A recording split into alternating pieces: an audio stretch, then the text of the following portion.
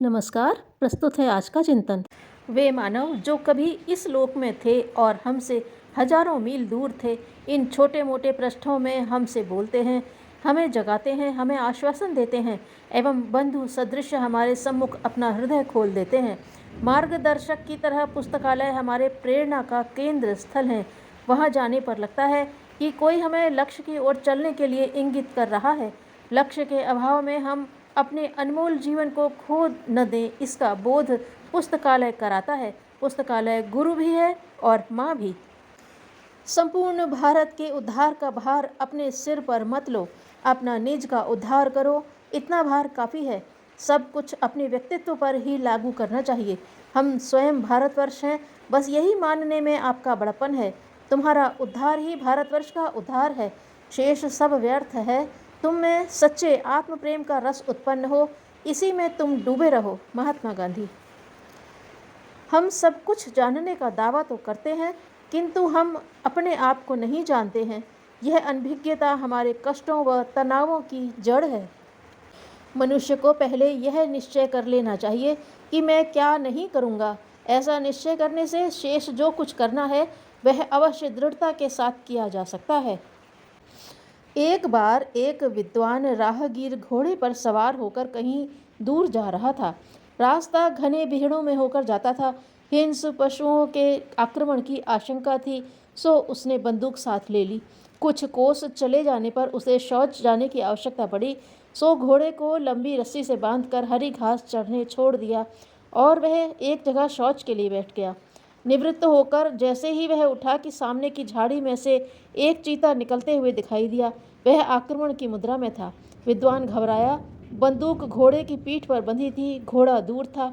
चीते को निकट आते देखकर वह चिल्लाया, मूर्ख, जानता नहीं मेरे पास बंदूक है, वह तुझे क्षण भर में धराशायी बना देगी।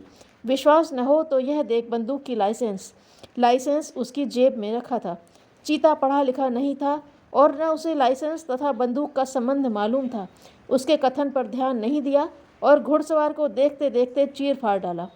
धर्मशास्त्रों का लाइसेंस लिए कितने ही लोग फिरते हैं, पर उन्हें काम में लाने की ओर ध्यान नहीं देते।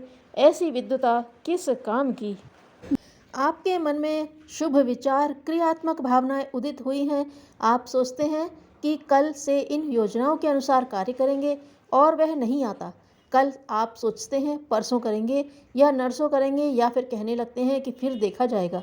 इस प्रकार आप शुभ विचारों और योजनाओं को निरंतर टालते रहते हैं।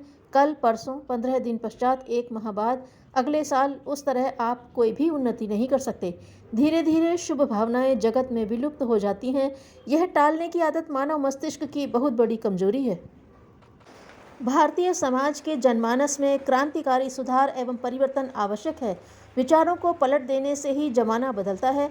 युग निर्माण के जिस महान अभियान को पूर्ण करने के लिए हम कटिबद्ध हुए हैं, उसका साधना का आधार लोकमानस में आदर्शवादी परिवर्तन उत्पन्न करना ही है। विचार क्रांति के बिना राजनीतिक आर्थिक क्रांतियां अधूरी ही मानी जाएंगी। युग निर्माण योजना परिवार के हर सदस्य को विचार क्रांति के अग्रदूत युग निर्माता की भूमिका अदा करनी चाहिए।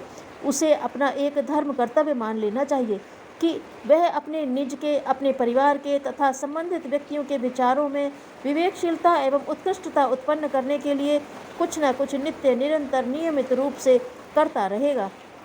स्वयं जीवन की ही ऐसी शर्त रहती है कि आत्मत्याग के कई अवसर इंसान की जिंदगी में आए बिना ढूंढे ऐसे अवसर हमारे सामने आकर कितनी बार हमसे जवाब तलब करने लगते हैं और कितनी बार हम उनसे बचकर निकल भागते हैं।